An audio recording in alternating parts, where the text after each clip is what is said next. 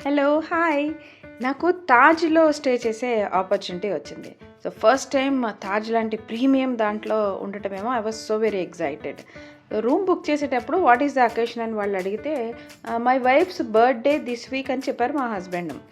This week అనేది వాళ్ళు పట్టించుకోలేదని అనుకుంటా. హౌఎవర్ మేము దిగే టైంకే ఇలాగ బర్త్‌డే సెలబ్రేషన్స్ సరిపడా సూపర్బ్‌గా అరేంజ్ చేశారు. చాలా సర్ప్రైజింగ్‌గా అనిపించింది. చాలా బావుంది. ఓకే. చాలా అడ్వాన్స్డ్‌గా బర్త్‌డే సెలబ్రేషన్స్ అనేది చేసుకోవడం జరిగింది. హౌఎవర్ మన వారితో టైమ్ స్పెండ్ చేయడానికి ఏ రోజైతే it was a great experience.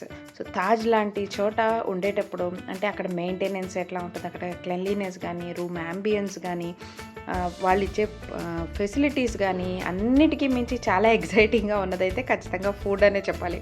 So, ఫుడ్‌లో చాలా చాలా రకాలు, చాలా వెరైటీస్ అండ్ అన్నిది ప్రతిదాని యొక్క క్వాలిటీ, అలాగే అక్కడున్న యాంబియన్స్, ఆ కామ్‌నెస్, అందరూ ఎవరిని ఎవరు చూసుకున్నా కూడా ఒక చక్కగా మర్యాదపూర్వకంగా ఒక నవ్వుతున్న విధానం కానివ్వండి, పొద్దున పూట సాయంత్రం లైవ్ మ్యూజిక్ ఉండటం కానివ్వండి, అండ్ ఆ బ్రేక్‌ఫాస్ట్‌లో అయితే అన్ని రకాల క్యూజిన్స్ ఉన్నాయి.